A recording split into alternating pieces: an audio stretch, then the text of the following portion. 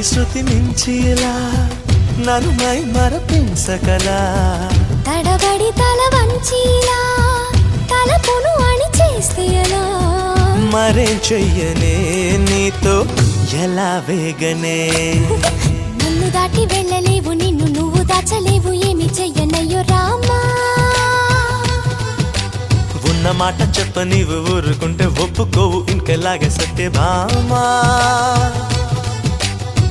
అనుకున్నా తప్పు కదా మో మాట ముప్పు కదా